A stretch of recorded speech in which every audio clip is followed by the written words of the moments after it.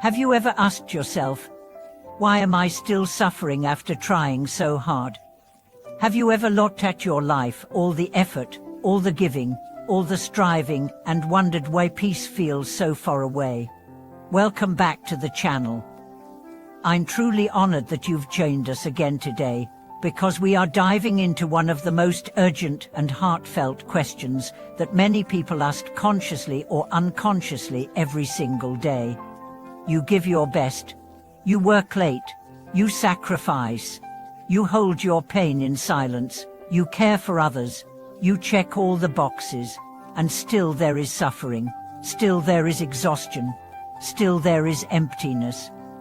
Why? Is the world just unfair? Are you just unlucky? Or could it be that your suffering is not punishment, but a message? In this video, we are going deep into the timeless wisdom of the Buddha. We'll uncover the root cause of this quiet agony that so many carry inside. And by the end, you will not only understand why suffering persists, you'll know how to stop perpetuating it. So let's begin by asking a simple but powerful question. What do you believe you have to do to earn peace? Most people would say, work harder, be more perfect, get more approval, make others happy. But the Buddha taught something radically different. He said, suffering is not caused by what you lack, but by your attachment to how things should be. Let that sink in. Your pain doesn't come from your effort, it comes from your expectation.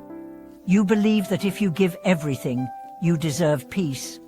You believe that if you love hard enough, they'll stay. You believe that if you strive long enough, life will be fair. You believe that if you're kind enough, you won't be betrayed. And when life doesn't cooperate, when people leave, when things fall apart, when results don't come, you suffer not just from the loss itself, but from the belief that it shouldn't have happened. This chode is the hidden root of suffering. It says, I did my part, life owes me. But life is not a transaction. Life is a flow. The Buddha never promised fairness, he promised liberation. And liberation begins not when you stop suffering, but when you stop resisting suffering. Let's take a step back. Why do we give everything? Many say it's out of love, and sometimes that's true, but often it's out of fear. Fear of being unworthy. Fear of being alone. Fear of not being enough. So we overgive, we overwork, we overcompensate. We wear ourselves out trying to become irreplaceable. And when that doesn't bring peace, we feel betrayed. But we are not betrayed by life. We are betrayed by our own misunderstanding. Here's what the Buddha taught. Everything that arises, passes. No achievement is forever. No relationship is guaranteed. No body is permanent. When you cling to these things as your source of happiness, you're not loving them. You're clinging to an illusion. So suffering comes not from love, but from attachment disguised as love. Let me tell you a story. There was a woman named Sarah. She gave her all to her marriage, her kids, her job. She was known for her reliability, her loyalty, her endless giving. But inside, she was exhausted. One day, her husband left. Not for someone else.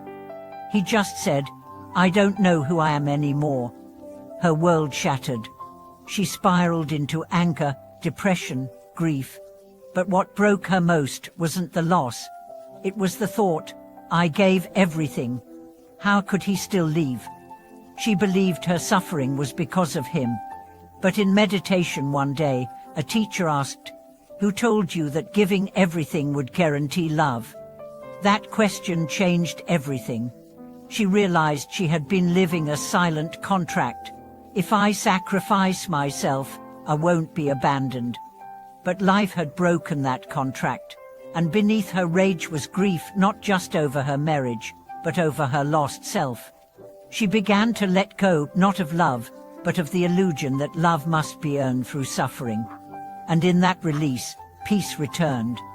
This is the shift the Buddha invites us into. From I must control life, to I can trust the unfolding.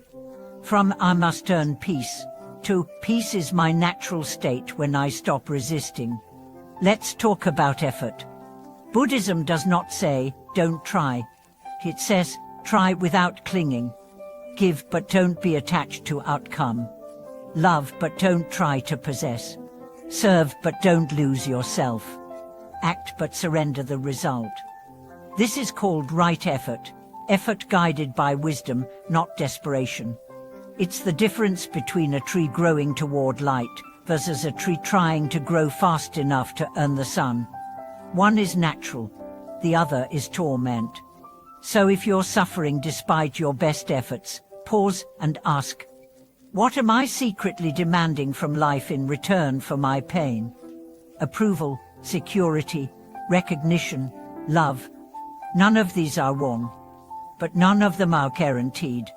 The only thing guaranteed is your power to choose how you meet this moment, with grasping or with grace.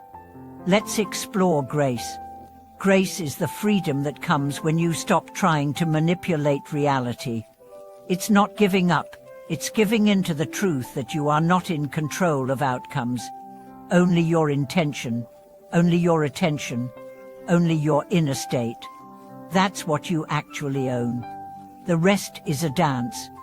When you accept that, suffering softens. You can still grieve, you can still work, you can still hope, but you do it from a place of wholeness, not lack. You say, I choose to give, not to get, but to be who I am. And in that freedom, effort becomes joy. Let's look at another example. There's a monk named Dor. He was once a businessman, burning out from chasing success. He renounced his wealth, seeking peace. But even in the monastery, he found himself striving to be the most devoted, the most disciplined, the most enlightened. One day, an elder saw his exhaustion and said, "You've changed your costume, but not your condition." Dor realized he had brought the same ego-driven striving into his spiritual life. That night, he sat under the stars and wept. He whispered, "I don't know how to stop trying." A voice within said, "Then let that be your practice, stop trying to stop." He laughed. For the first time, he simply sat. Not to reach, not to achieve, just to be you. And there, in that nothingness, peace arose. This is the paradox. Peace comes not when you've done enough, but when you realize you don't have to do anything to be enough. You already are. Right now. Exactly as you are. So if you're tired from giving everything, rest. Not because you're weak, but because you've forgotten you were never meant to carry the world alone. You are not the fixer. You are not the savior. You are not the source of others' happiness. You are a soul, learning to be free. And freedom begins not with effort, but with letting go. Thank you so much for watching this video. If this message resonated, please share your story in the comments. What are you ready to stop carrying? What kind of peace are you ready to receive? Don't forget to like, subscribe, and send this to someone who's been trying too hard for too long. Together, let's stop striving to be worthy and start remembering that we already are. See you in the next video.